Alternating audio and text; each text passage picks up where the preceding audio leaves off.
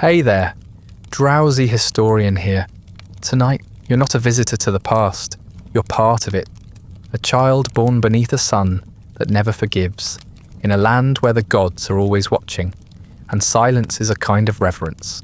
You've never known a world without smoke curling from the high places, without drums echoing from the hill. You've been told since birth that obedience brings rain, that sacrifice brings favour, and that death, the right kind of death, can feed the sky. You don't understand all the words yet, but you understand enough. Before the priests begin the chant, before the heat rises from the furnace, before your mother stops looking you in the eye, do me a quiet favour. Let me know where you're listening from and what time it is for you. If you'd like early access, ad-free audio of the episodes, or just want to support the show, you'll find the Patreon link in the description. But for now, lie back, get comfortable, and prepare yourself for a world where mercy was not just rare, it was unthinkable. Let's begin. You wake with dust in your mouth. It's always there. It creeps in while you sleep, rides the wind down from the hill, where the temple looms above the city. The clay walls of your home do nothing to keep it out. Nothing does. The air is already hot, though the sun has barely lifted over the stone rooftops. You don't remember the last time it rained. If it did, it must not have mattered. The ground drank it faster than anyone else could. Your mat is coarse and smells faintly of old oil. You rise without being told, because there's no joy in sleep, no reason to stay in it. The dreams are worse sometimes.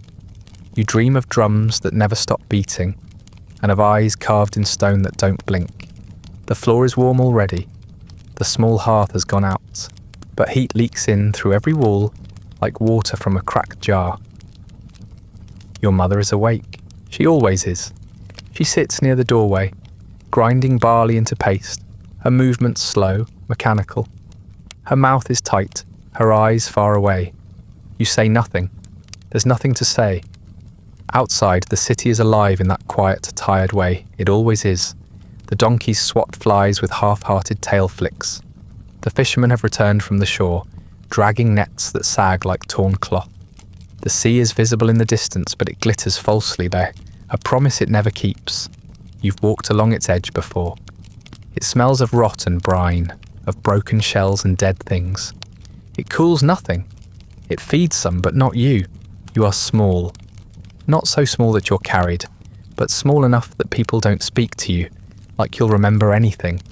They speak over you, around you. They speak as if your ears don't work, but they forget you understand the silences just as well.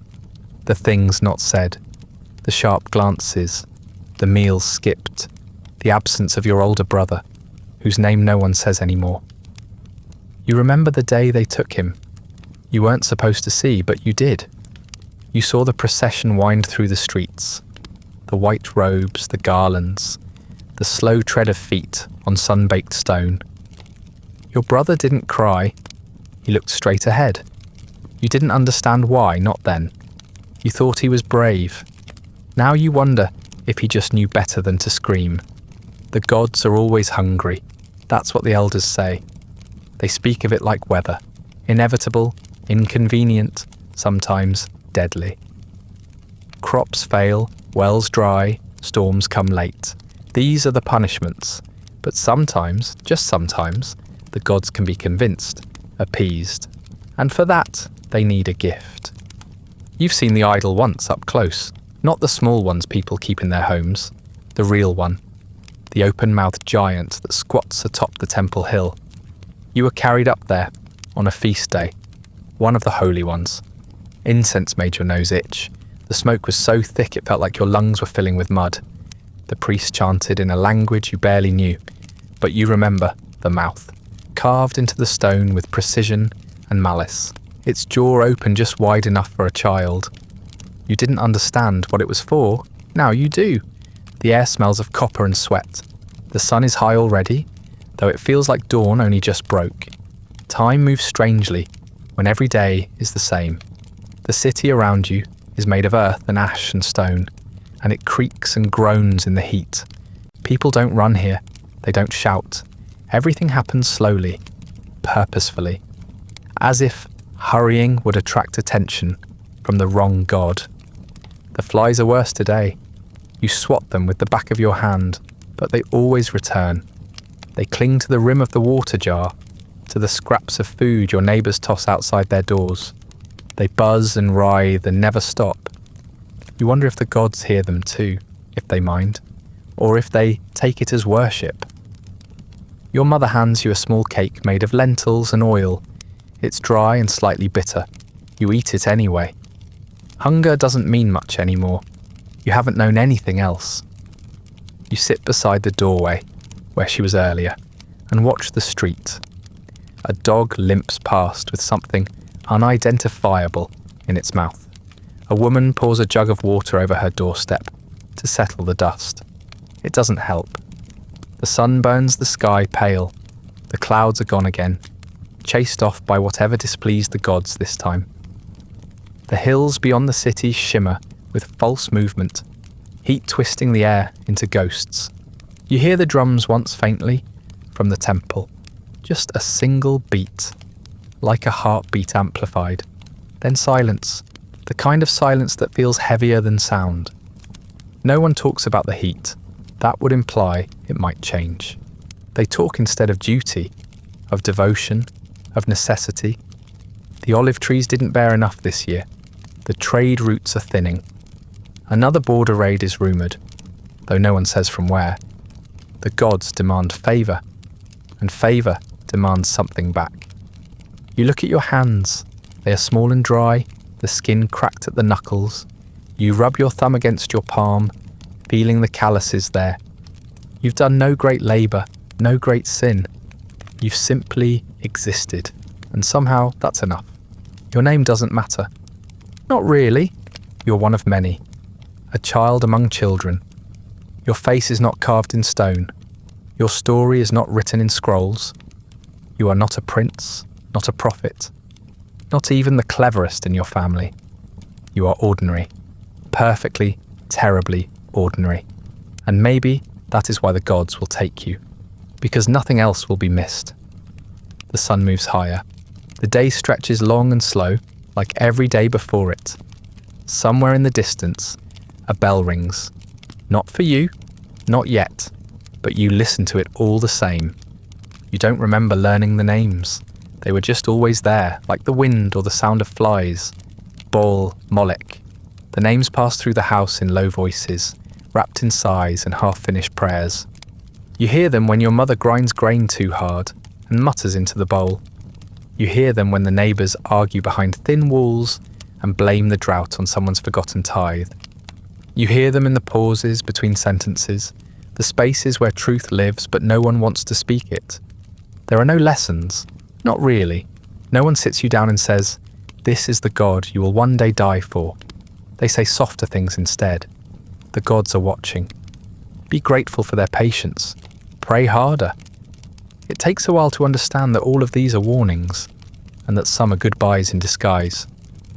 They don't tell you what Baal looks like, but they don't need to. You've seen the statues, always with their mouths open, always hungry, carved in stone and bronze, mouths wide enough to swallow fire. You think sometimes that's all a god really is, a mouth. You know not to ask questions. Children who ask too much get slapped, or sent away, or whispered about. So you watch instead. You learn to listen without moving your head. You learn to pretend to sleep while grown men mutter near the door, debating which family will be called next. You learn to stay very still when someone starts crying after dark, and you learn what it means when they stop. There is a stone altar on the temple hill. You've seen it from a distance, and once up close when your father still had the strength to carry you. It smelled like ash and flowers, sweetness and rot. The stone is dark, but the top of it is blackened deeper than the rest, slick and glassy in places like something melted there long ago. You asked your father what it was. He said, "Spilled oil," but he wouldn't look you in the eyes when he said it. The older children know more. They whisper to each other when they think no one is listening. They talk about the drums that drown out screams. about the way the priests sing louder when the flames rise. One boy said his cousin was taken last year, and that afterward his family had so much bread they had to give it away. Another girl said her sister disappeared and the house got quieter, but no one seemed sad. They say these things with eyes too wide for their faces and voices that try to sound braver than they feel. You never know which parts are true. Sometimes late at night, the city holds its breath. The drums start slowly, just one at first, low and steady like a second heartbeat. Then another, then more.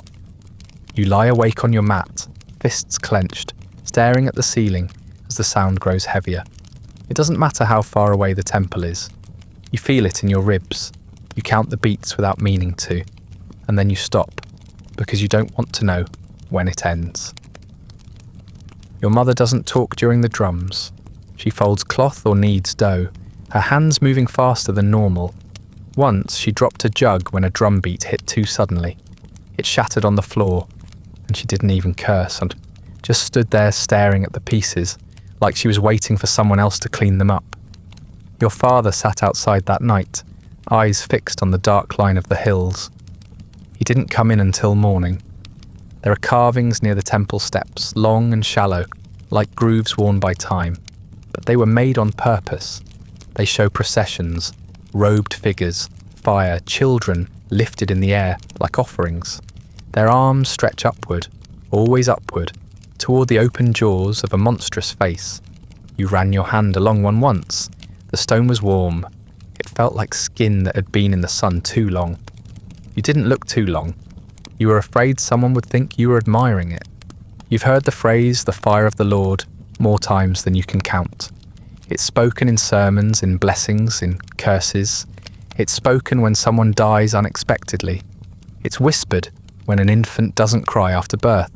Sometimes you think fire is the only language the gods speak. And people just pretend they're being answered. A merchant once came to the city from across the sea. You remember because he had pale skin and spoke in a strange, rolling voice. He sold dyed cloth and brass jewellery, but he left before the next feast. You heard someone say he wouldn't stay where children burned, that he didn't understand, that his gods didn't demand as much.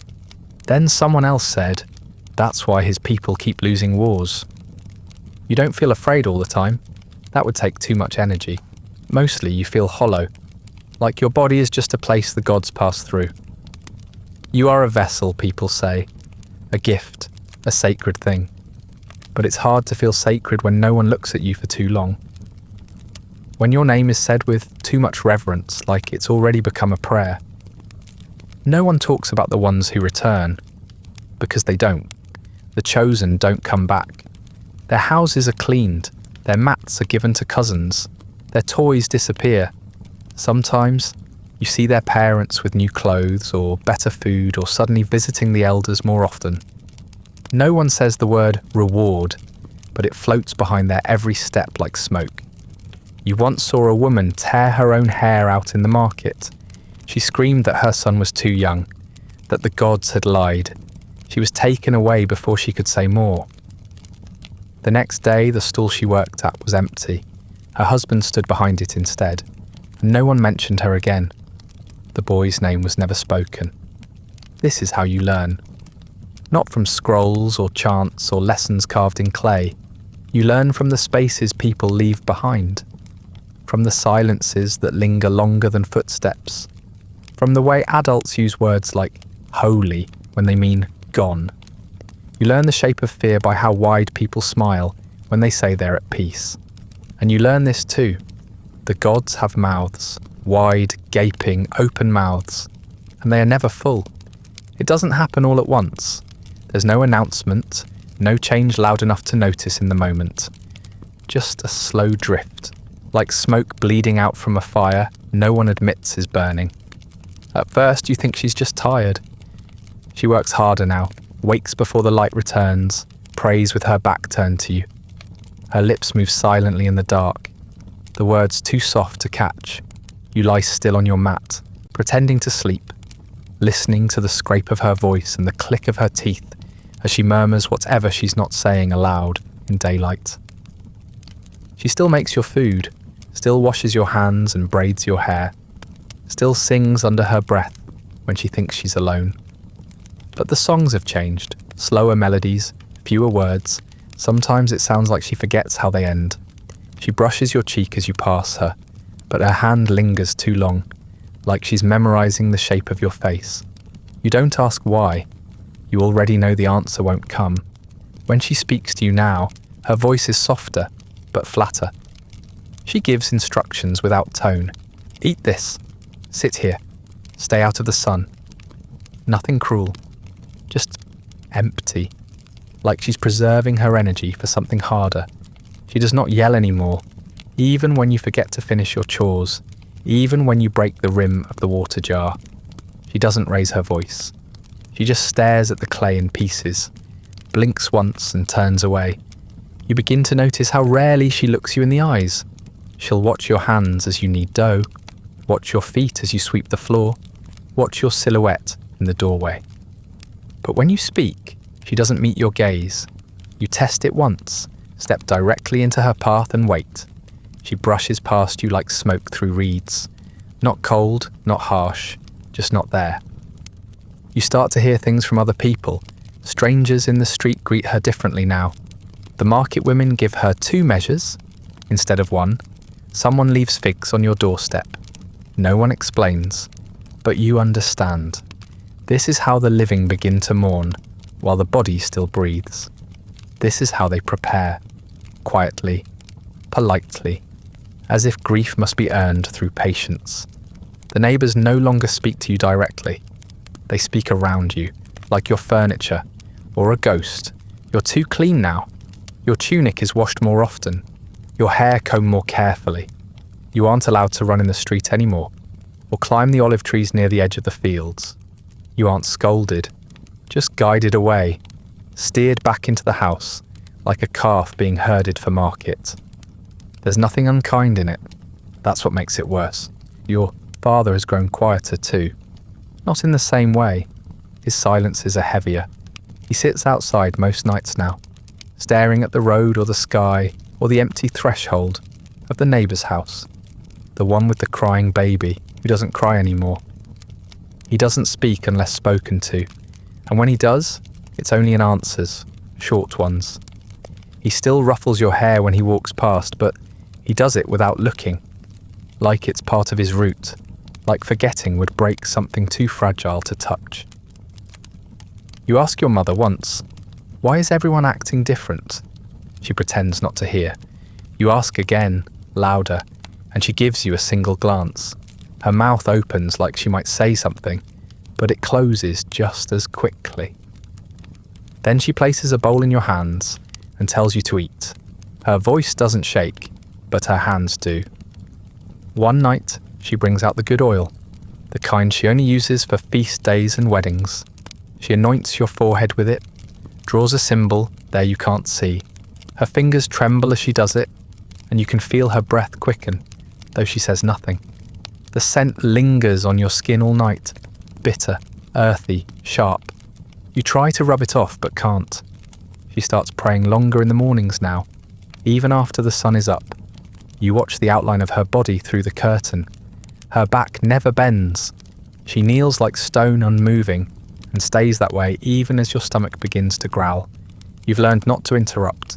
She'll return when she's ready, or not. One evening she brings you to the river. She doesn't say why. She strips off your outer tunic and guides you into the shallows. The water is cold and full of silt. Fish scatter from your feet. She dips a rag into the water and begins to scrub your arms, your neck, your legs. It's not like the usual bath. This one has purpose. Her hands are rough, not soothing. She scrubs as if trying to remove something beneath the skin. You want to ask her what she's doing. You don't. Afterwards, she braids your hair in a way she hasn't since you were much younger. Tying it off with a red string, she pulls from her sleeve. She kisses your forehead. A real kiss this time. And says, "You are a gift." Her voice breaks on the last word, and she turns away too quickly. You stand there wet and cold, watching her shoulders shake, just once, before she gets control of herself again. You begin to feel it in your own body, the change. You sleep more lightly, you stop asking questions, you stop hoping the silence will lift. There's something in the air now, like the space before a storm, except the sky stays clear. Your meals get smaller, your clothes cleaner. You're being polished like stone before it's placed in a wall. Something is being taken from you, not all at once, but slowly. So gently, it almost feels like love. And still, no one tells you anything. They call you blessed, chosen, holy, but not safe, never safe. At night, when your mother thinks you're sleeping, she sits by the window and rocks without a song. Her hands clutch a corner of your tunic folded in her lap. She does not cry. She just holds the fabric and stares out at nothing. The sky outside is pale with starlight. The gods are hungry, and your mother has stopped smiling. He comes in the early afternoon, when the light is at its brightest and the city is too hot to argue. A tall man, in layered linen, face shadowed beneath a stiff hood, robes edged in gold thread that's lost its shine. He doesn't knock. He doesn't need to. Your mother is already waiting, standing beside the threshold, with her hands clasped and her head bowed so low you can see the tension in her neck from across the room. The man does not introduce himself. He doesn't need to. You've seen him before, from a distance, at festivals and processions, always flanked by incense bearers and drummers. His voice swallowed in chant. Up close he smells like cedar oil and dust. He carries no scrolls, no tablets, no tools, just his hands. They're thin and dry, fingers too long, stained faintly with something that might be ash or something worse. He does not speak to you, not once, not even a greeting. He gestures and your mother touches your shoulder, gently but firmly, and guides you forward. You don't resist. You already knew this was coming. You stand in the center of the room as the priest circles you. His feet make no sound on the clay floor. He walks with the deliberation of someone who doesn't need to rush, someone who has done this many times before and expects to do it many times again. He lifts your arms, checking the joints for stiffness, runs his fingers along your wrists, measuring the thickness of the bone. He checks your legs, the line of your spine, the shape of your feet. He nods once when he finds no limp, no bend, no mark. You are livestock, and like all livestock, you are being assessed for flaws. One scar, one birthmark, one twisted toe would be enough to disqualify you. Or, so the older children say, but you've never seen one sent back. He presses his thumb against your jaw and tilts your face upward. His other hand pries your mouth open. His fingers smell like crushed herbs and bitter resin. He looks at your teeth as if inspecting the rind of a fruit. His eyes do not meet yours. They don't need to. He's not here to see you. He's here to see if the body you wear is suitable for fire. You wonder what would happen if you coughed, if you suddenly clutched your side and fell to the floor, gasping and twitching. Would your mother leap forward? Would the priest frown and leave, muttering about impurities? Would the gods turn their heads?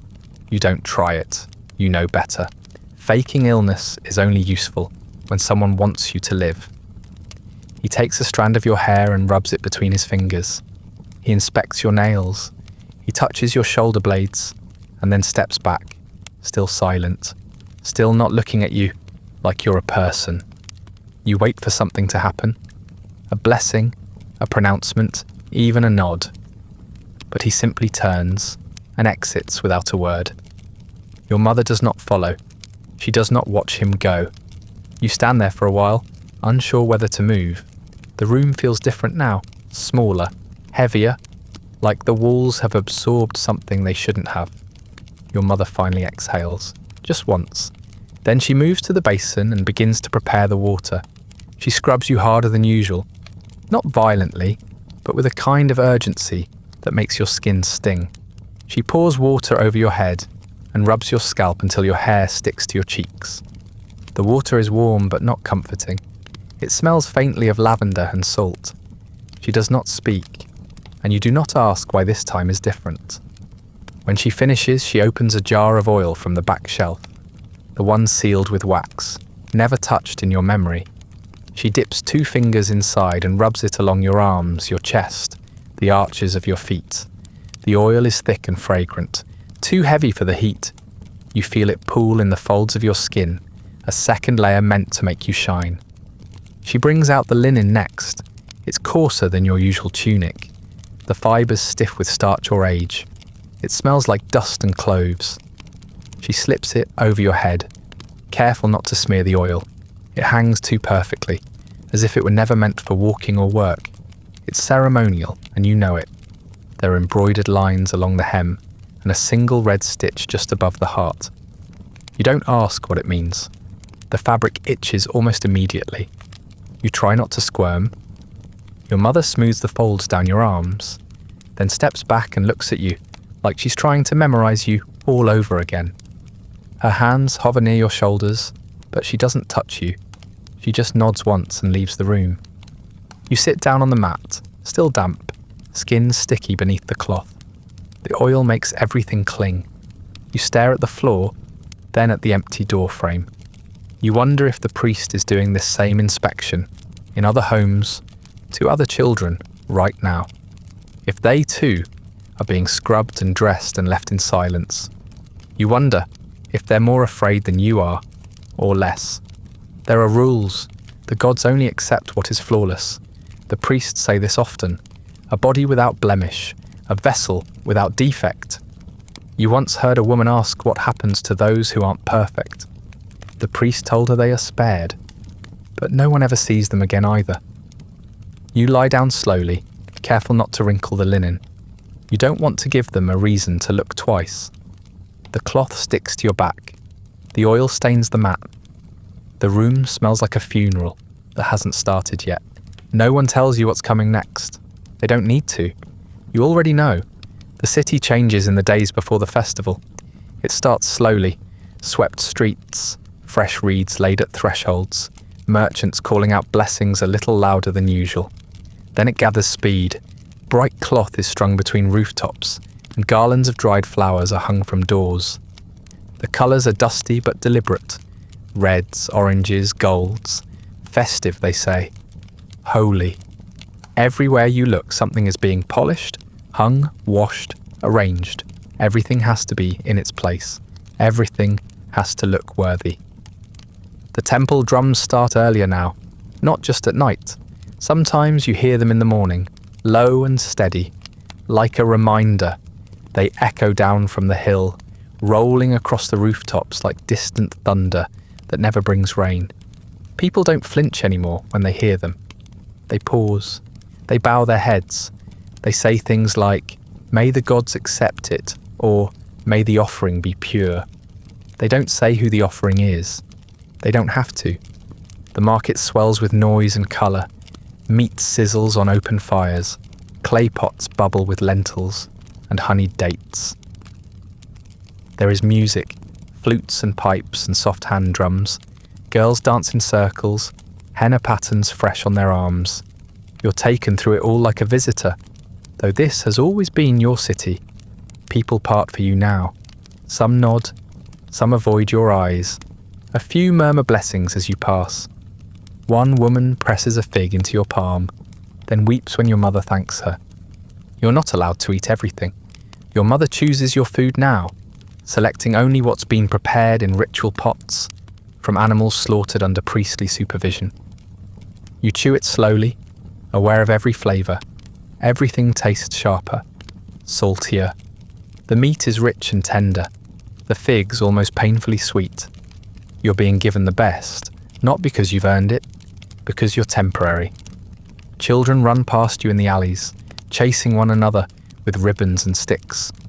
You used to play with them. Now they stop when they see you coming. Some look away, embarrassed. Some giggle and hide behind their mothers. A few nod solemnly, as if they understand. But they don't. Heh, not really. Not yet. There are others like you. You spot them now and then in the crowd.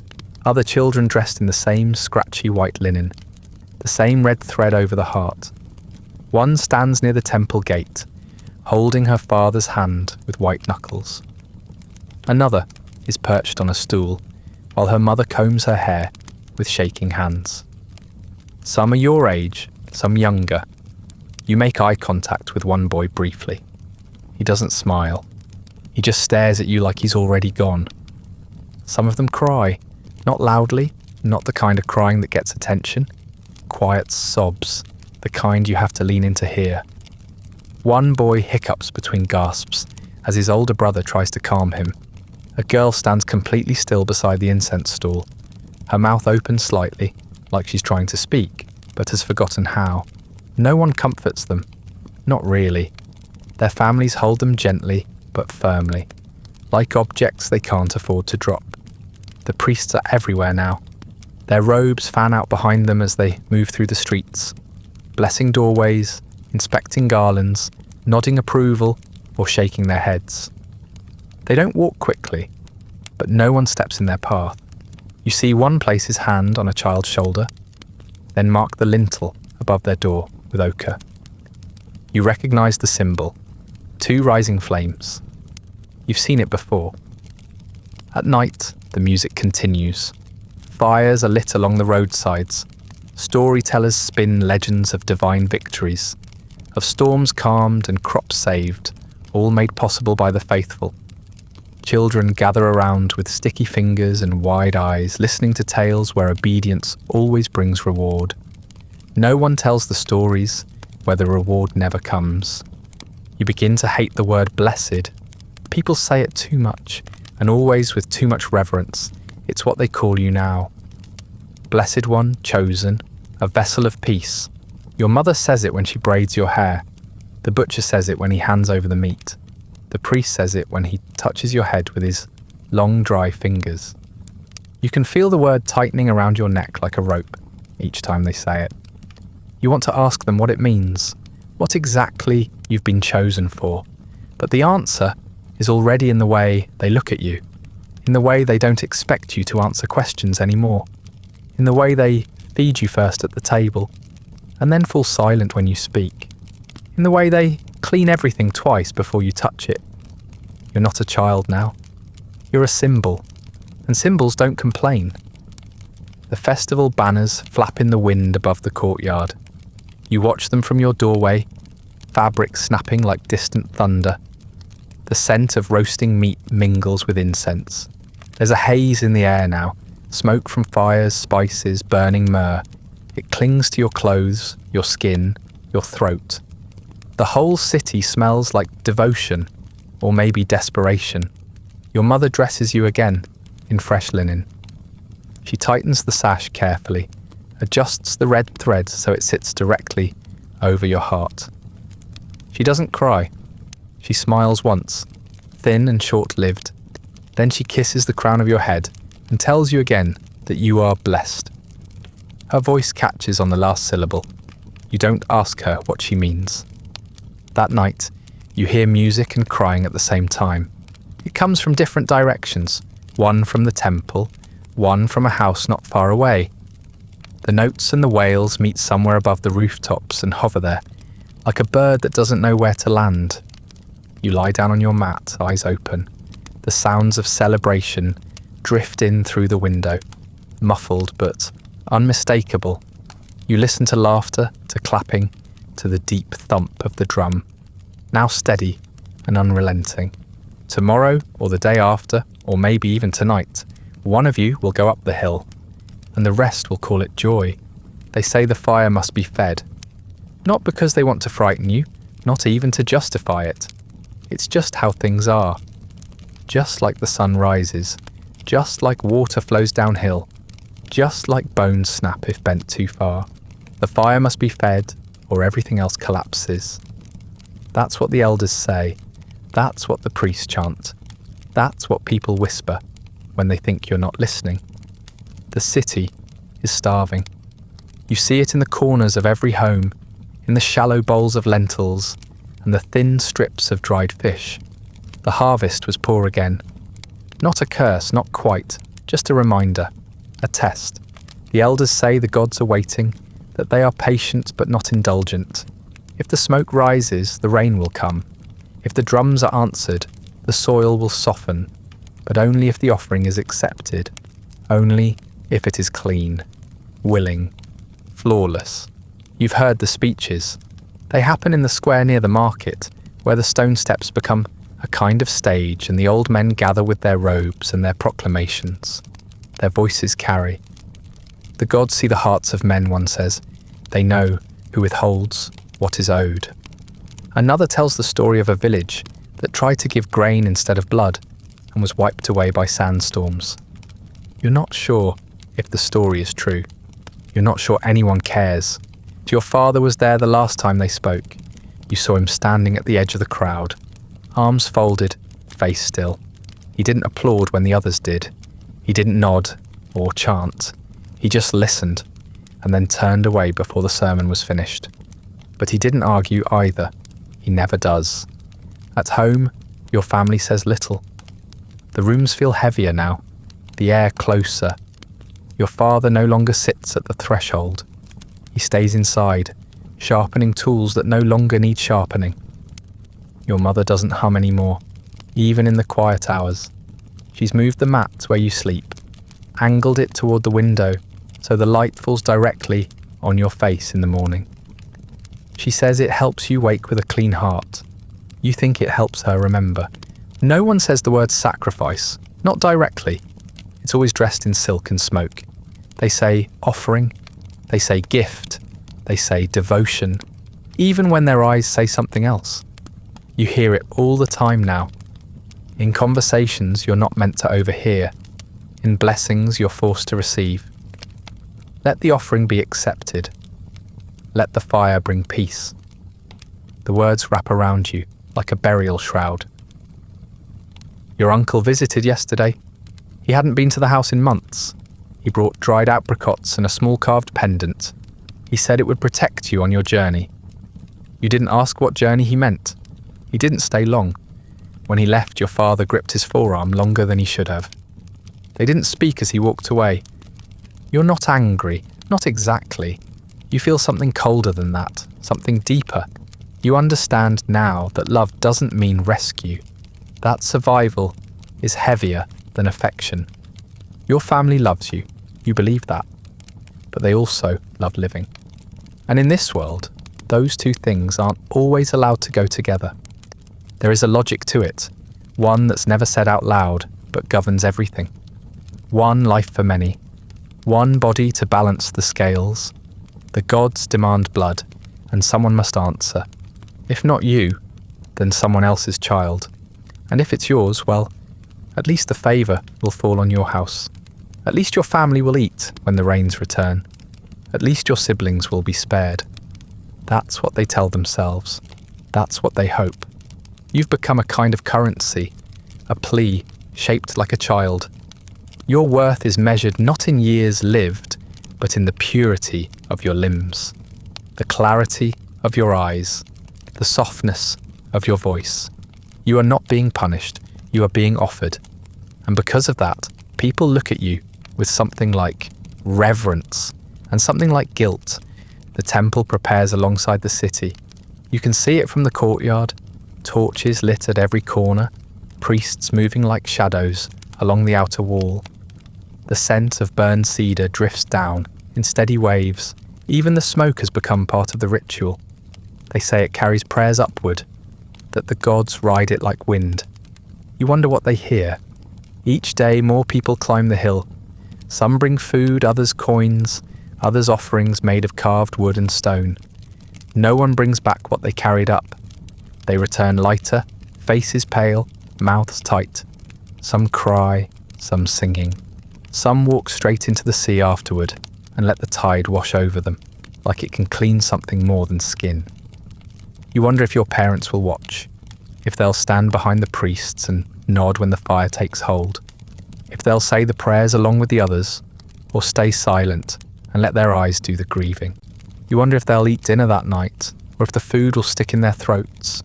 You wonder if they'll sleep. Sometimes you catch your mother staring at you, her hands still, her lips parted like she wants to speak. But she never does. She just studies your face. like she's trying to memorize it again, or maybe trying to forget it ahead of time. The nights are loud with music, but your house is quiet. Your siblings tiptoe around you now.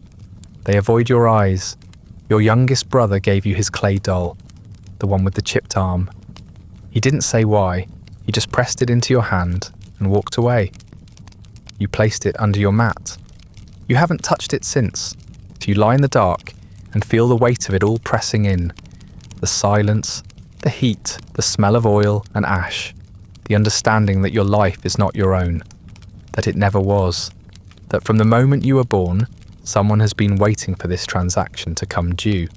And now it has. At some point, without meaning to, you begin to drift. Not physically. Your feet still carry you where they're told. Your hands still do what's asked. But something inside you pulls away, slowly, like thread unraveling from a garment you no longer need to wear.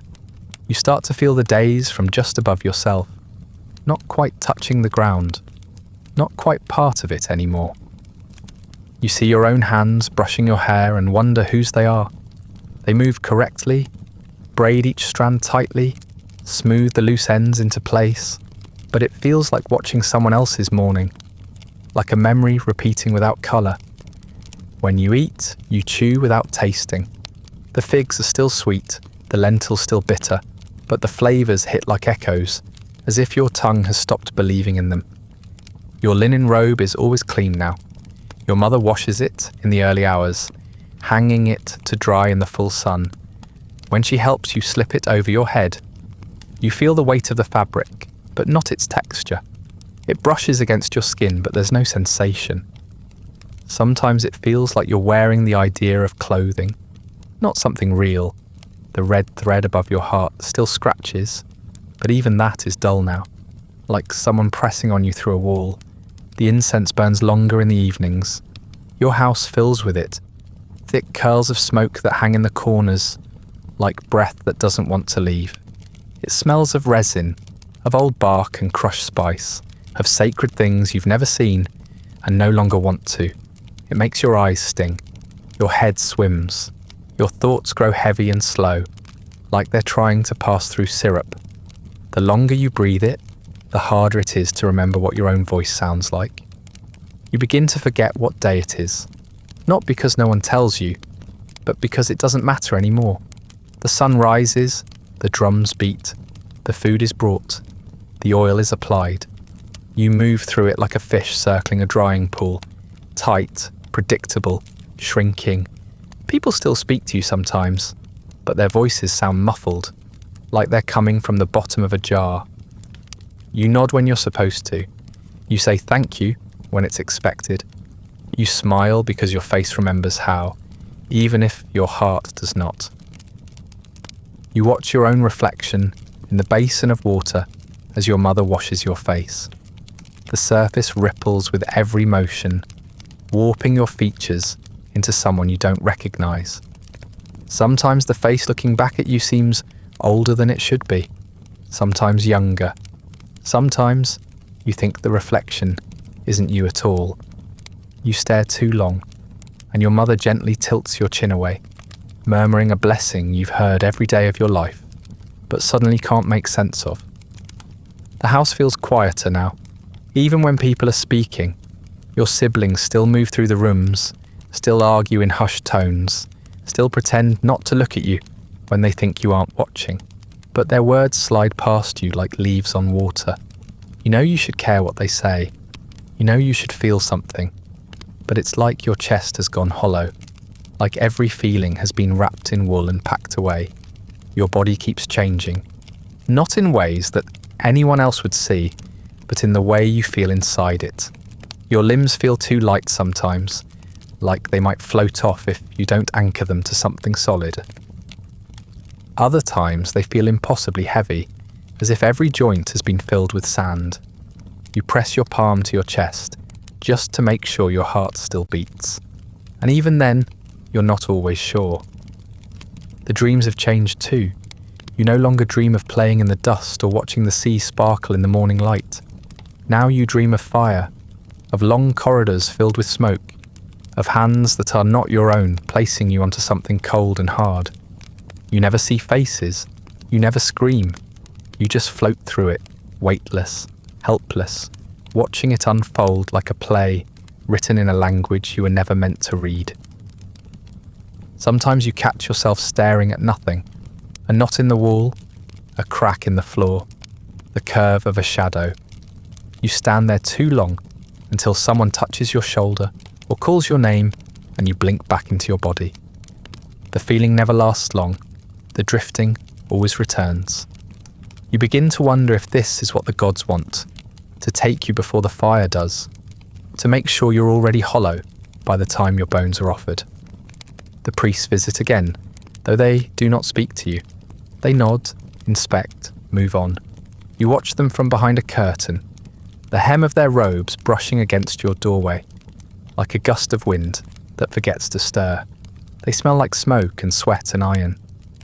One of them pauses near your window, murmurs a phrase you don't understand, and marks the lintel with a red pigment you know will not wash away. Your mother kneels after they leave, her hands shaking. You remain standing. You try to remember the last time someone hugged you, really hugged you. Arms wrapped around you, face pressed close, warmth passed from body to body. You try to recall what it felt like to laugh so hard your ribs ached, to run until your lungs burned, to cry and be comforted without shame. The memories are there, somewhere, but they feel distant now, like stories told by someone else. You are not that child anymore. You are something else, something less. You lie down each night and stare at the ceiling, watching the flicker of the oil lamp as it dances against the beams. You count the breaths you take, just to make sure you're still here. You wonder what it will feel like when you finally stop counting, when the body you've been watching from above is taken by hands not your own and placed where the fire can reach it. And in those moments, between the incense and the silence and the fading of your thoughts, you begin to think it won't feel like anything at all, because part of you is already gone. The house is quieter than usual, and that's saying something. It's the kind of silence that presses against your ears, so complete it becomes a sound of its own. Even the oil lamp seems to burn softer tonight, its glow dim and low, like it knows it shouldn't draw attention. Your siblings are already asleep in the next room, or pretending to be. You haven't heard them speak in hours. Your mother lies beside you on the mat. It's been years since she did that, not since you were small enough to curl into her side without taking up too much space. Tonight, she makes room. She doesn't say why. She just lays down and pulls the blanket over you both, careful not to wrinkle the white linen of your robe. Her body is warm and solid next to yours. It should be comforting, but it isn't. It just feels final. She hums a song you remember, but only faintly. A lullaby from when you were too young to understand the words. Back then it meant rest, safety, dreams without consequence. Now the notes feel slower, stretched thinner, like the thread of your old tunic worn down to nothing. She hums only the first part of the melody, over and over, never reaching the end. It doesn't feel accidental. You stare at the ceiling while she sings, following the shadows cast by the flickering lamp. They move slowly, like creeping hands across the clay. You imagine they'll still be there in the morning, long after you're gone. The thought doesn't hurt the way it should. It just lands, heavy and flat. She strokes your hair, slow and rhythmic, fingers moving the way they used to when you were sick. But you're not sick, that's the point. The gods don't want sickness. They want health, perfection, blood that still runs strong. You wonder if she remembers that, or if she's pretending this is just another illness, one that can be soothed with touch and song. Eventually she speaks. Her voice is soft but clear. You'll see the gods soon. She says it like it's a promise, not a sentence. They will welcome you. They will take care of you better than we could. Her fingers pause, then resume. You'll be their joy. You don't know what to say, so you say nothing. Part of you wants to ask what it's like, what it feels like, if it hurts, if the gods speak, if they look like the statues. but you know better. No one knows those things.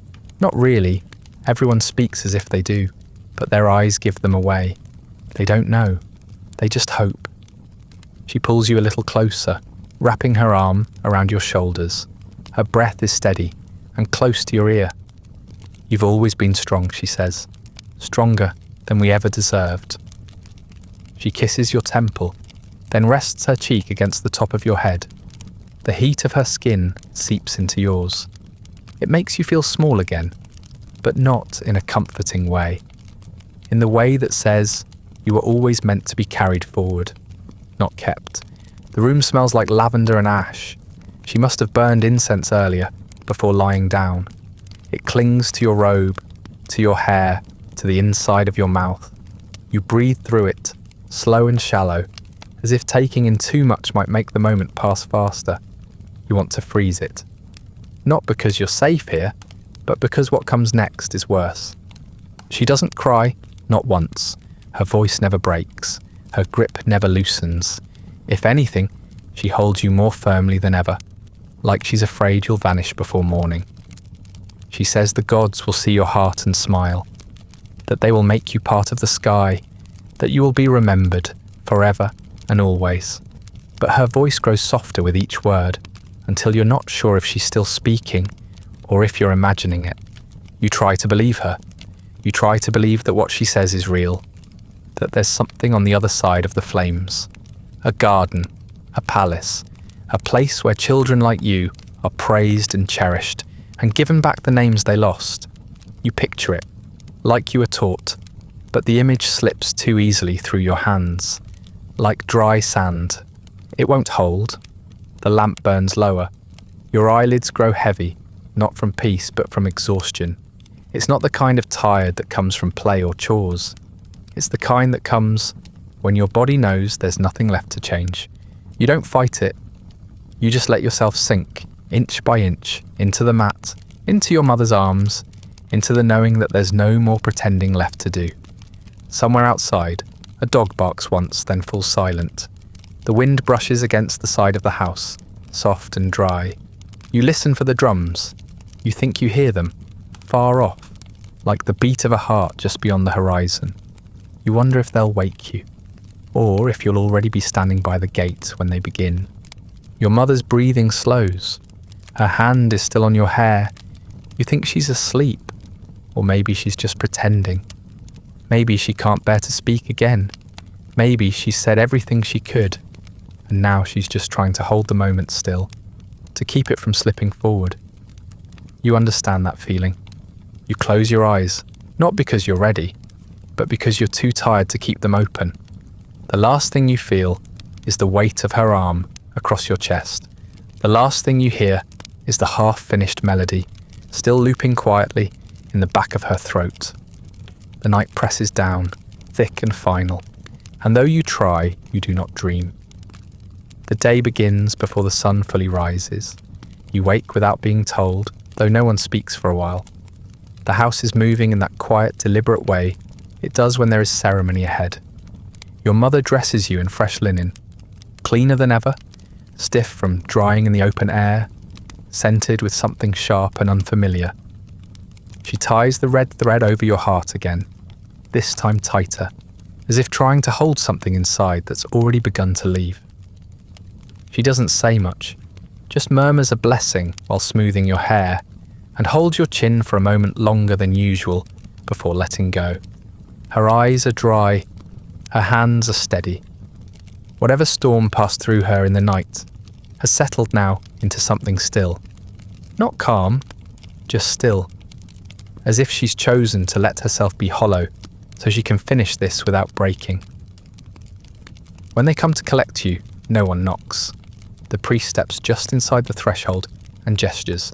That's all it takes. Your mother kisses your forehead, her lips warm and lingering. Then she steps back. You walk toward the door on your own. She doesn't follow. You do not look back. Outside, the city feels different. Everything is bright, washed in sunlight, swept clean. The roads are lined with flower petals, faded from the heat but still fragrant, ground into the dust by sandals and bare feet. You smell incense already. thick on the breeze, and hear the low thrum of drums pulsing through the air, like the slow beat of something ancient waking up. You are not alone.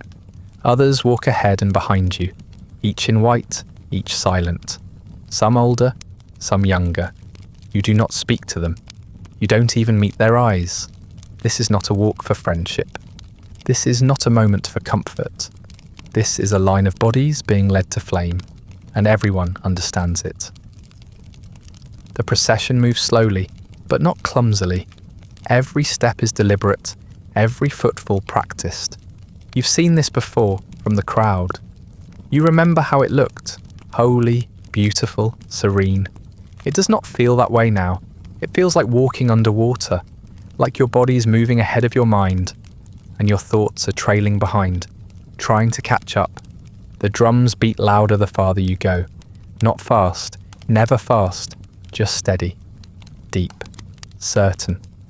The kind of sound that makes you feel like the world is pulsing beneath your feet. People stand on either side of the path watching. They part easily, respectfully. They make room without needing to be asked, but few of them look directly at you. Their eyes drift just above your head, or just past your shoulder. Some press their hands together in blessing. Some mouth words you can't hear. Some just stare with their mouths set in hard lines. You see your father among them. He stands off to the side, hands clasped in front of him, eyes fixed somewhere near your feet. He doesn't wave. He doesn't call out. He doesn't reach for you. You stop yourself from hoping he might. His face is unreadable, stone carved in the shape of a man. But his shoulders are hunched in a way you've never seen before. You look at him for as long as you can. He doesn't look back. The hill looms ahead, taller than you remembered. It rises slowly, but with intent, like a hand lifting out of the earth. The steps are carved directly into the stone, worn smooth by years of feet. The closer you get, the more the crowd thins. Eventually, only the robed figures remain. Priests, temple attendants, and you. The path narrows.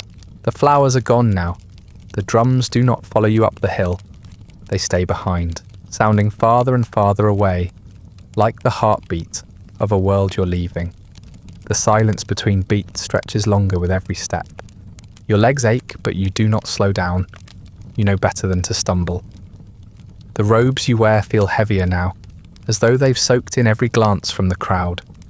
The red thread over your heart itches fiercely, but you do not scratch it. You don't move at all unless you're told to. The wind picks up near the top. It smells like burning wood and old metal. The temple comes into view, massive, sun-bleached, ringed with banners that flap noiselessly. No one speaks. No one needs to. This place speaks for itself. You pause just before the final stare. A priest steps forward, tilts your chin up, and brushes your forehead with oil. His fingers are cool. He says something in a language you don't know, something soft and rhythmic. Then he steps aside and the path opens again. You are led forward by the hand, but the grip is light, almost ceremonial. It's not restraint, it's guidance. You could run if you tried, but you don't. You keep walking because that is what's expected. Because resistance would mean nothing now. Because every step you've ever taken has been leading here. The stone beneath your feet is warm, but not painfully so. The courtyard is large and open, with a raised altar at its centre.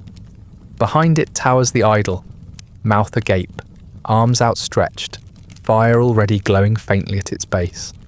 More priests encircle the space, chanting low. The sound swells slowly, filling the air like smoke. The wind dies. Time seems to pause. You are placed before the altar. You are not touched again. You wait. And the gods, if they are watching, do not blink. The heat hits before you reach the altar, rising from the stone like breath from a beast that never sleeps. It clings to your skin, crawls up your legs, seeps into the back of your throat. Your linen robe does nothing to stop it. The oil on your skin starts to run, sliding down your arms in thin, gleaming streaks. You don't wipe it away. You don't move at all. The idol towers above you, bronze and blackened, older than memory. Its mouth gapes wide, shaped like a scream that never ends. The lips are too smooth, too polished, worn down by centuries of smoke and heat. Inside, the hollow glows orange-red, not with flames exactly, but with the promise of them. You can see the shape of the furnace within, its stone walls flickering, coils of smoke drifting upward through the mouth, like sighs that never find a voice. The arms stretch forward, open-palmed, angled slightly downward toward the altar. You've seen images of this before, carved into temple walls, painted on clay tiles. You've heard the stories, the way the fire is stoked beneath the belly, the way the arms are heated until they glow. You don't know if they're glowing now. You don't look closely enough to check. Priests encircle the base of the statue, their robes swaying as they move in slow, sweeping patterns. They chant in unison, voices low and rhythmic, rising and falling like waves. The words are in the old tongue, sacred, strange, and far too fluid to grasp. You recognize only a few phrases: blessings of fire, invocations of light, declarations of obedience. You know what they mean without knowing what they say. The drums begin again, somewhere beyond the courtyard. This time, they are faster, sharper.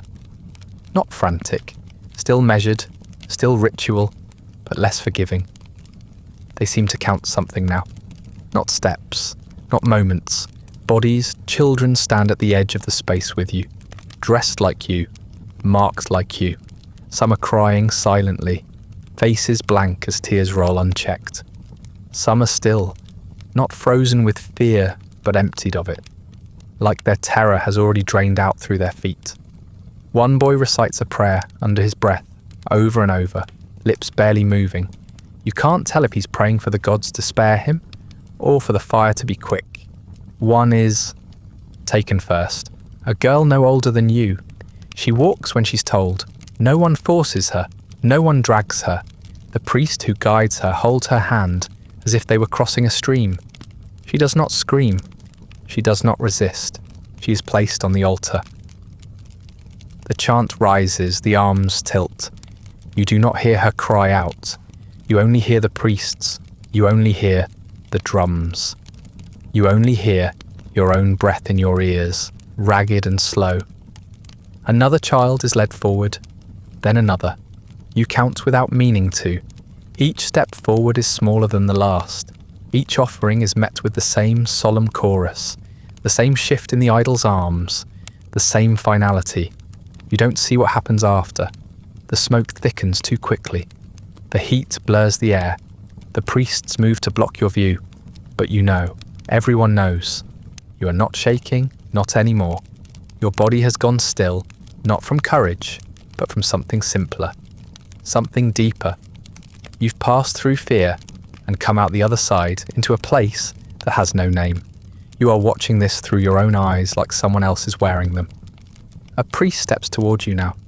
He is tall, older than the others, his face creased with smoke and time. He does not smile. He does not frown. He simply raises a hand and beckons. You step forward. Your feet move without instruction, without thought. The stone is hot beneath your soles, but you do not flinch. You are led toward the center, toward the mouth. The altar is smooth, dark, polished by generations of hands and blood and sacred oil. It is not cruel. It is not kind. It is just there, waiting. The priest murmurs something in your ear as he places a hand on your shoulder.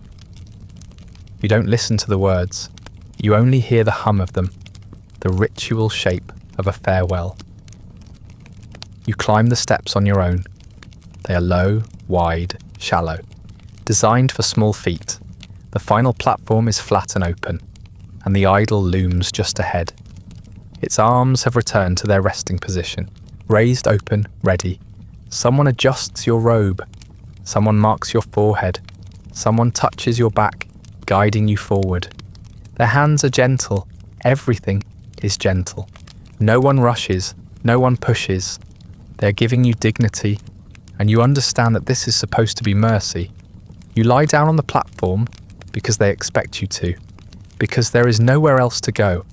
The stone is warm, then hot. The sky above you is blue and cloudless. You stare up at it for a moment, wondering how it can look so clean, while the world below it darkens. The chant swells again. You feel it in your chest more than your ears? A rhythm older than language, older than gods. You close your eyes. The arms begin to tilt. And still, no one speaks your name.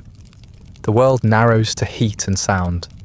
You lie flat, palms turned upward, your back pressed against the smooth altar stone. The sky above is still a pale, merciless blue. No clouds, no wind, no sign that anything unusual is happening.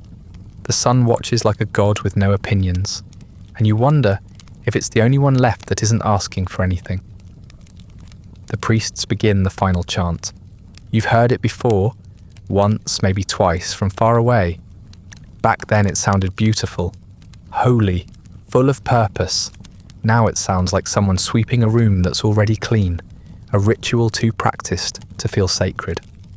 The words wash over you, ancient syllables drawn long, each one stretched across your skin like a thread pulling you tighter and tighter into place.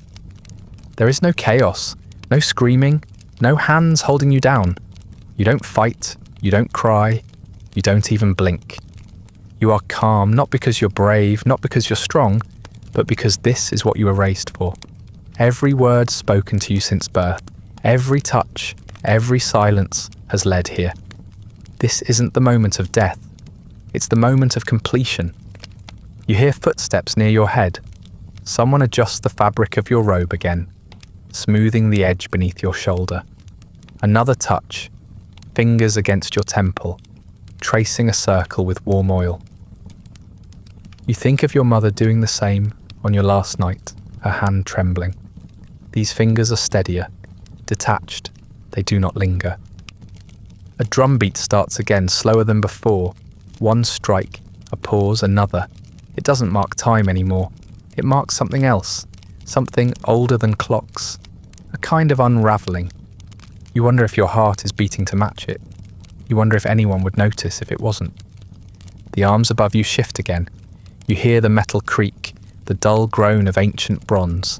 The platform tilts slightly, not sharply, not suddenly. Just enough to remind you what's coming. Just enough to tell your body to be ready. The smell of smoke intensifies. It burns your nose, your throat, but you don't cough. You keep breathing, because there's nothing else to do. Heat rises from below, slow and deliberate, like a hand brushing against your spine. It creeps upward along your legs, your back, your arms. Not yet painful, just present, alive. You feel it settle over you like a blanket made of breath. You wonder how long it will take before it becomes something else. You wonder if there will be a final moment of clarity, or if it will just happen, quietly, completely, like slipping into sleep. You try to remember your name, not the one the priests gave you, not the title whispered by neighbours when they call you blessed. Your real name, the one your mother used when she was happy, the one your siblings shouted when you played near the wells. You try to summon it in your mind, to anchor yourself to something before the rest of you disappears. But it's hard. The heat is louder than your thoughts now. You think of the house, of the mat where you used to sleep, of the doll your brother gave you, still tucked beneath it, of the crooked clay bowl you used to eat from, the one with the chipped rim that no one ever replaced, of the space where your mother sits when she prays, hands folded in her lap, like she's holding something fragile. You think of them waking tomorrow, eating, moving forward. You hope the fire is enough to buy them peace. The smoke thickens, your eyes sting, but you keep them open. You want to see, even if there's nothing to understand. The world around you starts to shimmer, the air bending and pulsing as the heat gathers strength. Your robe clings to your skin now. The oil slicks and sizzles in the growing warmth. Still, you do not scream. Still, you do not move. The last thing you feel is your chest tighten, not in fear, not in resistance, but in surrender. You let go. Not because it's noble, not because you want to, but because the choice was never yours to begin with, because holding on would only make it harder. There is no light, no flash, no vision of the gods descending from their high places to welcome you. Just the thick curtain of smoke, the scent of burning cedar and flesh, the endless sky above.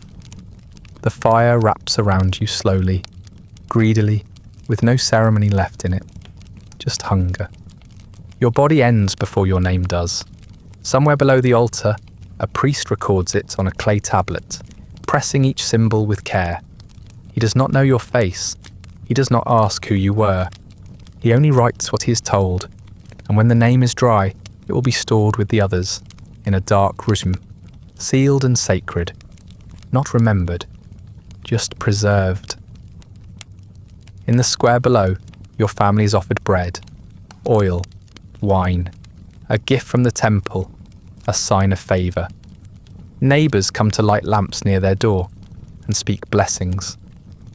Your mother accepts the offerings with hands that do not tremble. Your father says the proper words, steady and low. Your siblings are told they will have a good year, and no one says your name. The fire takes it from you, curling it into ash and heat and smoke.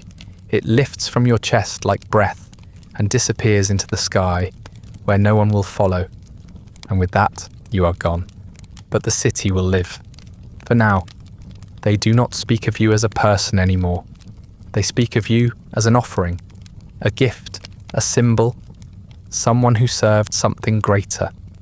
Your name fades faster than the smoke did. It is not written in the places that matter, not in the temple carvings, not on the stone walls of the city gates, not in the songs the elders sing. If it is spoken at all, it is wrapped in other people's meanings, bent into a shape you never agreed to. A month passes, then a year. The fields bloom again, the rains return. The market fills with grain, dates, figs. People say it was your doing, that your purity pleased the gods, that your fire warmed the divine, and made the sky weep. The priests nod solemnly and say that the offering was accepted. They say that balance was restored. They do not mention how many children it took, only that it worked. You become a story told to others, a child who went willingly, a child who smiled as the fire rose, a child who understood what the rest of the world feared. Mothers repeat the story when their own children ask questions, when they resist prayer, when they look at the temple hill with too much suspicion. They say your name softly, then follow it with praise. But it isn't your name anymore. It's a word shaped to fit the story, not the child. In the temple, you are remembered during ceremonies, not as yourself, but as part of a list. The priests chant the names of those who came before and those who followed. Yours is buried among them, a sound like any other, stripped of your voice, your face, your fear. They speak as if you're still watching, as if you're proud. During festivals, a clay figure is sometimes placed at the foot of the idol. It's small, featureless, wrapped in linen and painted with red dye at the chest. The children are told it represents the offering that saved the city. No one says it was you. No one says it might have been them. You are written in ledgers, but not in ink. You are marked in ash and guesswork. The record of your death sits in a sealed room, stamped with symbols that mean little to anyone outside the priesthood. Scholars years from now will find it and argue about what it meant. They will not say your name. They will not know what colour your eyes were, or how you used to braid your hair, or how your brother gave you a doll with a broken arm. They will only see a list. People leave offerings near the altar where you burned, fruit, bread, coins, sometimes dolls, sometimes toys that look too new to have been played with. They are left in silence. No one touches them.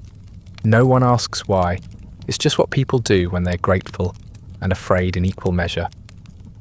They offer things to the fire in case it hungers again. Your family continues. They eat, they pray, they survive. Your siblings grow older. They are praised for being children of devotion. The temple favours them now. Their paths are smoother, if not easier. Sometimes your mother visits the base of the temple hill, stands very still, and places her hand on the warm stone. She never goes farther than that. She never speaks your name aloud, but she looks up toward the mouth of the idol like she's listening for something that never comes. Visitors to the city hear stories of the ritual. They ask questions. Some speak with reverence, others with horror. The locals respond with practiced phrases.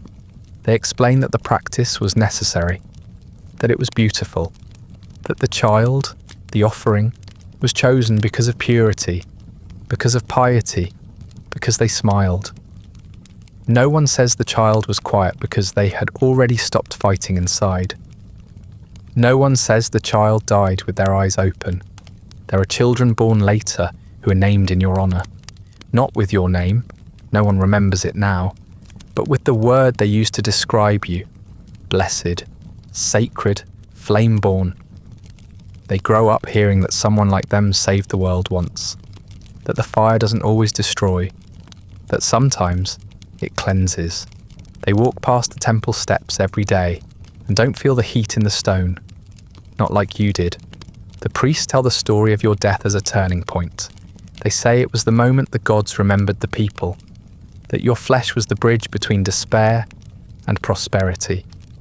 They say you were smiling. They say you walked without fear. They say the fire welcomed you, that you did not scream, that your ashes fell like petals, that it was a mercy, that it was holy, that it was good. You know that's not how it was, but no one asks you, because you're ash now, and ash doesn't speak. Time passes in layers too thin to feel. The temple crumbles stone by stone, sun-blanched and hollowed by centuries of wind. The mouth of the idol cracks. The bronze arms rust and fall. The altar is buried beneath dust and silence. No chants echo here now. No drums, no prayers. The city below vanishes, swallowed by time and the indifference of soil. The gods, if they were ever listening, say nothing. And yet the ash remains. It lingers in the cracks between broken tiles. It clings to the roots of olive trees that grow where fire once ruled. It settles deeper each year, pressed by rainfall, sifted by worms.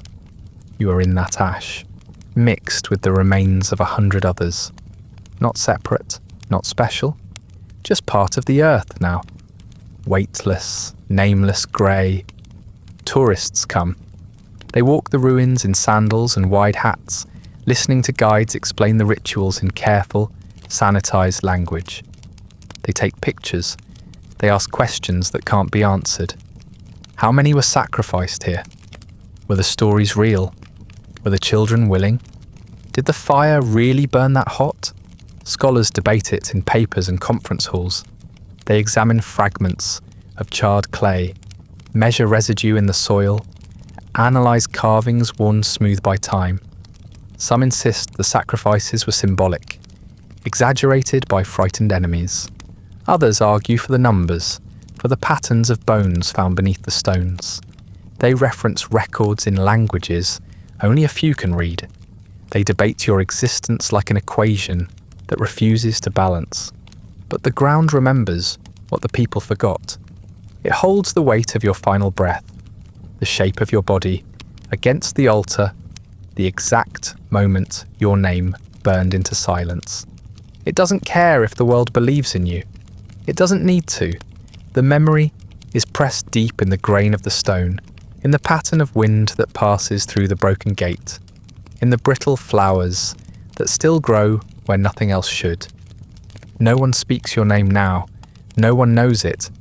But somewhere beneath their feet, beneath the tour paths and the placards and the scaffolding meant to preserve what once was sacred, the ash stays, waiting, and it will never leave. That brings us to the end of tonight's story.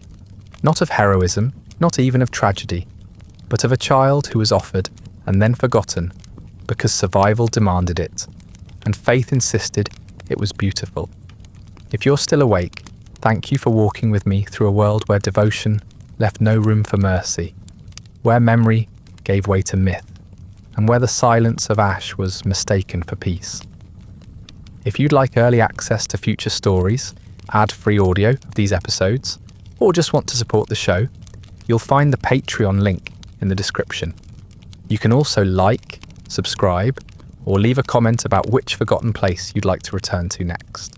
And if you're listening on a podcast app, a rating or review helps others find their way to these stories. Sleep well.